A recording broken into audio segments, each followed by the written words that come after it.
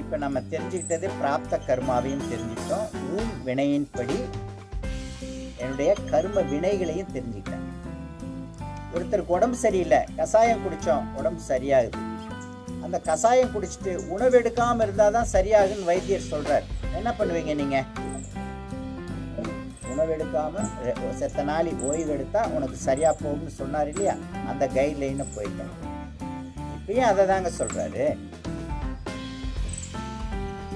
உன் வினையின்படி கர்ம வினையின்படி உனக்கு நான் கொடுத்துட்டேன், இதை நீ சகிச்சு ஏற்றுக்கிட்ட, ஒரு உனக்கு வேகமாக விடுதலை தரேன். என்னங்க, அந்த விடுதலை எதை நோக்கி இருக்கணும்?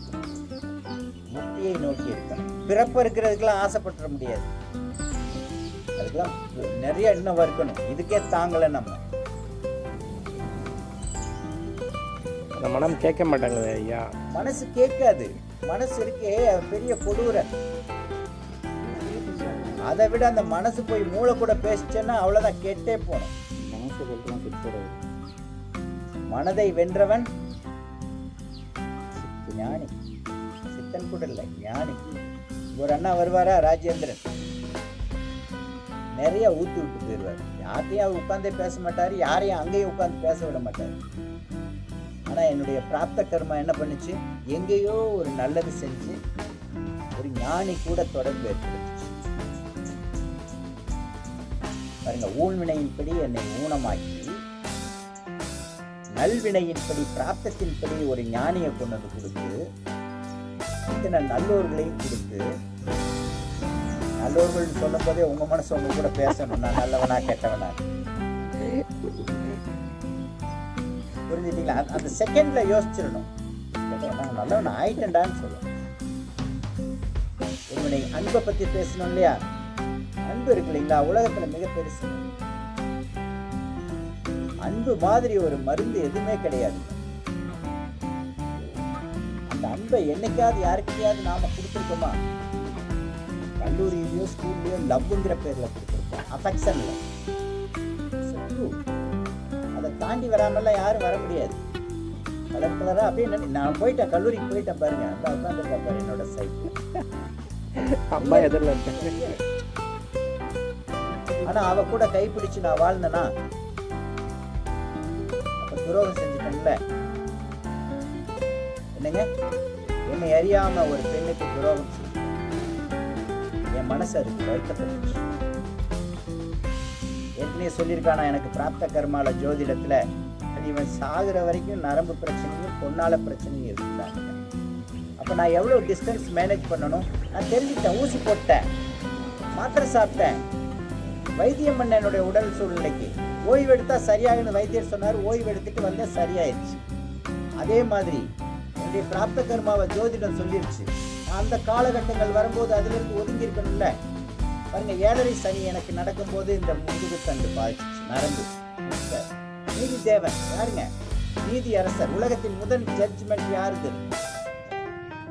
உச்ச நீதிமன்றத்துக்கு மேல ஒரு நீதி இருக்குதுங்க, அவர் தானுங்க சனீசன், சனி ஈஸ்வரன். அவர் கொடுத்த நீதியின்படி 7.5 காலத்துல எனக்கு கொடுத்தாருங்க. என்னுடைய ஊழ்வினையின்படி என்னுடைய கர்ம வினைகளை அனுபவிக்கணும்னு பிராப்தத்துல கொடுத்தார். வீல் சேர் தாண்டா உன்னுடைய லைஃப் அப்படின்ட்டார். சரி, அடுத்து விட்டுச்சா? விட்டானா? எது விட்டானா? என்னோட வினை விட்டுச்சா? கண்டச்சேனி இப்ப நடந்துட்டு இருக்கு, வர்ற 13ல மாறு. கன்னி ராசிக்கு கண்டச்சேனி கொண்டு போய் பள்ளத்துல இறக்கிட்டானா? 2 கால் உடஞ்சிருச்சா? ஏத்துக்கிட்டேன்.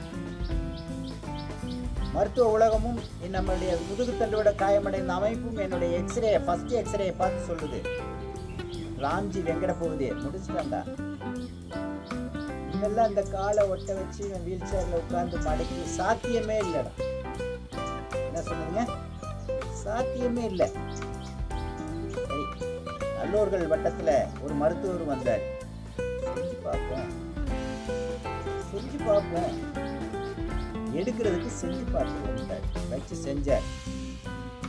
காலை மடக்கி உட்காந்துட்டேன்னா இது என்னுடைய ஊழ்நிலை. பாருங்க, எங்கேயோ ஒரு டெபாசிட் பண்ணியிருக்கு. எனக்கு அறியாமல் எப்படி ஒரு பொண்ணுக்கு துரோகம் பண்ணணும், அப்படி எங்கேயோ ஒருத்தருக்கு உதவி செஞ்சு அந்த பேங்க் பேலன்ஸில் என்னுடைய புண்ணியம் இருந்திருக்கு. அந்த புண்ணியம் எப்போ வந்து கொடுத்துச்சு, திரும்ப செயல்பட ஆரம்பிச்சு. இந்த காலை சேர்த்து வச்சு திரும்ப மடக்கி வச்சு இந்த உபதேசத்தை நீ சொல்லியே ஆகணும்டா கட்டாயத்தின் பேர்ல வந்து. புரிஞ்சுட்டீங்களா? 4 வாரம் தையல் பிரிக்க, 45 நாள் எலும்பு கூறுறதுக்கு டைம், 8 வாரம். ஆனால் 6 மாதத்துக்கு இவரை உட்கார விடக்கூடாதுன்னு என்னுடைய துணைவியார்கிட்ட அட்வைஸ் பண்ணுறாரு. சொன்னால் கேட்க மாட்டேன், போய் எதை ஆனுவல் டே பண்ணணும்னு தான் இப்பயே கவனமாக பார்த்துக்கோங்க. ரொம்ப போட்டு அதை வருத்திங்கன்னா இம்ப்ளான்ட் பிடிக்கிறோம், ரீசர்ஜரி பண்ண முடியாது. ஒருவெல்லாம் என்ன பண்ணும், கால் கூட்டுறதுக்கு முன்னாடி வளைக்க என்ன ஆகும், பிடிக்கிறோம். பச்சை மரத்தில் ஆணி அடிச்சு என்னங்க ஆகும், பிடிக்கிறோம். அதனால பக்குவமாக பார்த்துட்டு ஆண்டுலாவை அடுத்து கூட செலிப்ரேட் பண்ணணும். 4வது வாரம் தையல் பிடிக்கிற என்னுடைய தாய் இறந்துட்டாங்க.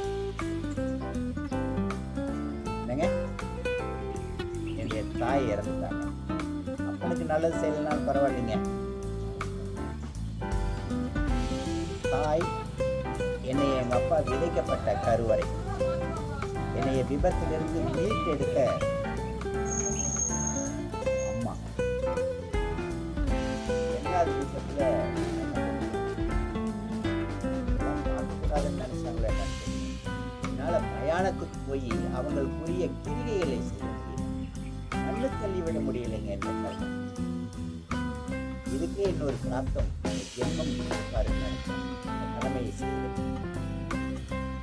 ஆனால் யோசிங்க, என்னுடைய தாய்க்கு கிரியை செய்ய முடியாத இந்த கர்மா ராம்ஜி ட்ரஸ்ட் ஆரம்பிச்சு 13 ஆண்டுகளில் 4 பேர் அடக்கம். யாருன்னு முகம் தெரியாத, யார் பெற்ற பிள்ளைன்னு எனக்கு தெரியாம 4 பேர் அடக்கம். ஒருவேளை இதை கடவுள் மேட்ச் பண்ணுவாரா இந்த பிரபஞ்சம், அல்லது இன்னொரு பிறவி கொடுப்பாராங்கிற ஆராய்ச்சிக்குள்ள நான் போகல. இதையே ஏற்றுக்கிட்டோம். இன்னும் என்ன நடந்துரும், இறைவன் என்னோடு இருக்கிறார், இறைவன் என்னோடு இருக்கிறார், நீ எனக்கு ஒன்றும் கொடுக்க முடியாது. இன்னும் அவன் நினைச்சா கூட இங்கே என்ன கொடுக்குறதுக்கு ஒன்றும். ஆனால் என்ன சொன்னார் டாக்டரு, பாருங்க பட்டக்காலிலே பட்டிருக்கு, கவனமாயிரு, விழுந்ததில் ஒரு கையோ தலையோ அடிபட்டு இருந்தால் என்ன நடந்திருக்கும். இமேஜினேஷன்ல அதையும் போய் பார்க்கணுங்க. ஒரு மனிதனுடைய சாவுக்கு போகணுங்க. நீங்க கல்யாணத்துக்கு போகலைனாலும் பரவாயில்லைங்க, ஒரு மனிதன் நோய்வாய்ப்பட்டு சிரமப்பட்டு இருக்கும் போதும் அவருடைய இறுதி சடங்கு செய்யும் போதும் போய் பார்க்கணும். பணம் தரைச்சிருக்கான்ல, எனக்கு ஒரு நாள், என்னங்க எனக்கு ஒரு நாள், அதுதான் நாள். எங்க அவன் பையன் வரலையா சொல்லிச்சு போயிட்டேன், அதுதான் நாள். என்னங்க அதுதான் நாள். கிரியை செய்ய முழுமையான பணம் இல்லையா, அதுதான் நாள். அப்ப அதுக்கு உண்டான சேவை இப்படியே அன்னைக்கு பல வகையில் அந்த உடம்பை வச்சு பார்க்கணும். யாரெல்லாம் அழுகிறா, யாரெல்லாம் வரலன்னு பார்க்கணும். அதுதான் எனக்கும் நடக்க போகுது. இந்த பிரபஞ்சம் ஒன்றும் தனியா யாருக்கும் எதையும் செய்யாது. கர்மவினைப்படி நடந்தாலும் கூட அதுதான் நானுங்கிறத உணர்ந்து அங்கே போய் எருவட்டி அடுக்கி அந்த கொல்லியை வைக்கும்போது நான் செத்துட்டேன். என்னங்க, நானுங்கிறது செத்து நாம ஒரு ட்ரஸ்டா ஒரு நம்பிக்கையோட பலரோட பயணிக்கும் போது என்னுடைய கர்மவினை விரட்டி போகும்.